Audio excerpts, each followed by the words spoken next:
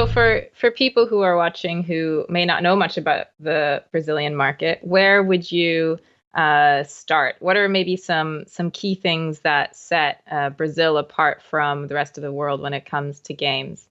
Well, it's important to say that I think we really grow our industry here after the iPhone and the smartphone and all the mobile industry that we are living right now.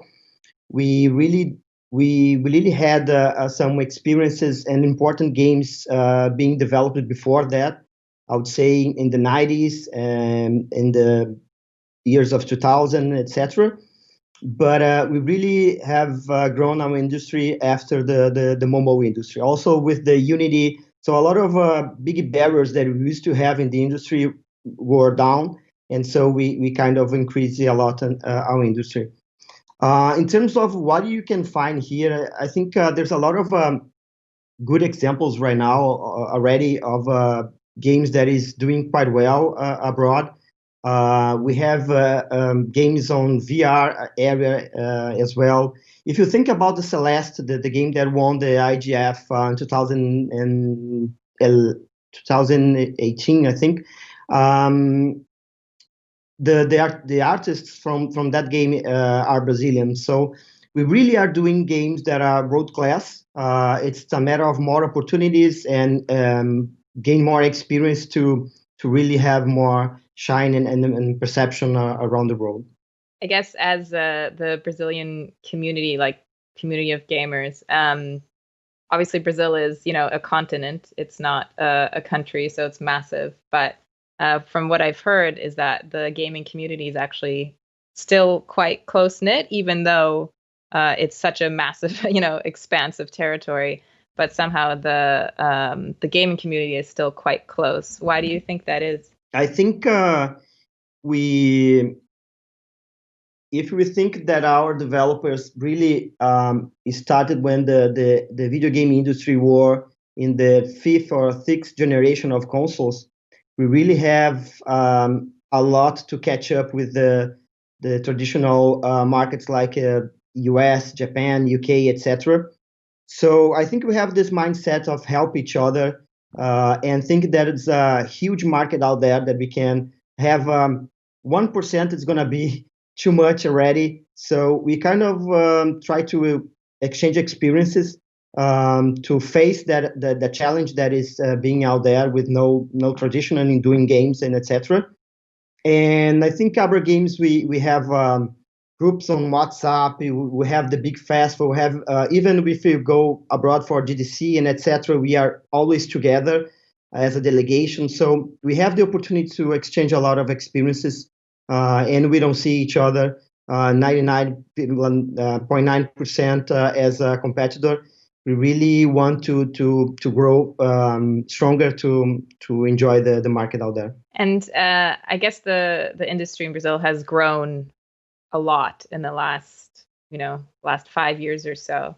Where do you see it headed? Picture that we had a census, the second census that we did about our industry a couple of years ago, and we found people that answer our call to this research around 276 companies formalized here in Brazil. So if you compare to UK, whatever you want to compare, it's still very small. But again, I do believe that we really have the passion and the creativity, and we work hard on those things. We, as a Brazilian, we are kind of early adopters. So I think when a new thing coming out there, we really try to bring that to us and enjoy and take advantage of these opportunities and technologies to use by ourselves. So again, if you think about that, in terms of VR, we already have recently there's a Brazilian game that was announced as the top 20 best games on Metacritic for the PlayStation 4, and this is a VR game. So again, I really believe that we have a lot of potential to still keep it growing and showing our potential out there. We still struggle a little bit on financing, and I think this is one of the most important part for us. We had a few wins on the showing to the government that we It's a good thing to invest on games as well, or invest on movies and animation industry, etc. We had a few wins, which gave us around $4 to $5 million in investment on new games, but it still has have a lot to do on that part as well. And again, as soon as we do more and more good games, I think we're going to attract even more publishers and other private companies that can help us on that. And what about talent? I'm just wondering do you have a lot of people, from Brazil, homegrown talent that is really, really good, that actually end up going elsewhere? Or do you find you guys are good at holding on to the talent within Brazil? So this is a challenge, definitely, because again, I think the talent that we have here in Brazil is world class, and they can work whatever they want. So sometimes they really want to explore different experiences and countries and live abroad, etc.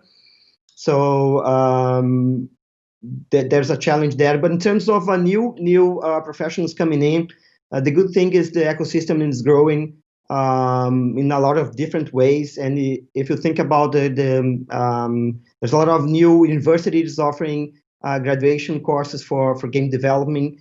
What else I can tell you? Even the engineers, we have excellent universities here in Brazil forming new engineers and people that can work in that area. In terms of art, we have amazing professionals working on art.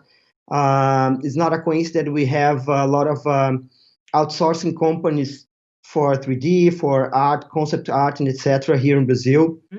And so we really have the potential to grow even more in terms of companies and etc. What is your situation when you take a look at the developer studios you are working with? Have they a lot of crunch time? What are your budgets you can work with, and so on? How's your working situation in Brazil? Well, honestly, I don't hear that much complaints about it. But I think what we have to bear in mind is I think the nowadays processes in terms of development. And I'm talking a little bit about myself at Akiris here. We have so much more visibility on what's going on in terms of milestone and development process that it's nowadays you can try to avoid the crunch time few weeks before the launch. But it's also important to say that nowadays the biggest challenge that we have in the industry is a launch window per se. There's so much things going out there, being launched, big titles coming in, that sometimes you have a small opportunity to have your voice heard by the press and the people, and so you really have to fight to enjoy that opportunity. So I think those are the challenges when we think about the crunch time and the launch of a game. Sometimes I don't think that justify, but it's important to bear in mind that you can negotiate sometimes a window opportunity of launching a game, and this sometimes can cause a little bit of more crunch time to a company. But again, I think more important than that is the mindset of the company. It's mindset of who is ruling the company that need to be really care about this kind of things. And if you have that, or if you don't have that, you're gonna crunch time or don't really care about it, no matter what. If you have a window, if you have a limited budget, and etc. I think it's purely connected to the mindset of the entrepreneurs or the guys in the studio. Okay, so one last question.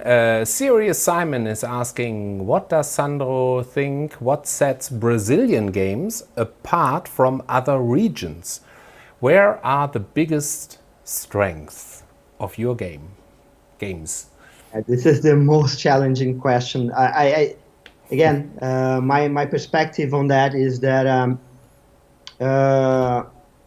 the Brazil itself is so rich in different cultures that we have inside, We were founded by Portuguese. We had the Spanish right after.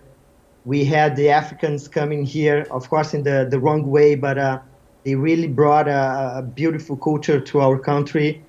We have also the Germans coming into the south, the Italians. We have the biggest Japanese community outside of Japan here in São Paulo. So wow, I think this is so rich again as a culture and a country that it's very normal that we put that in our games. Again, we play a lot of Nintendo games, a lot of other games. So this is our inspiration, and I think what the guys can really expect from our games is something unique, a more creative perspective on the games, and kind of a mix of everything that we have lived in our country.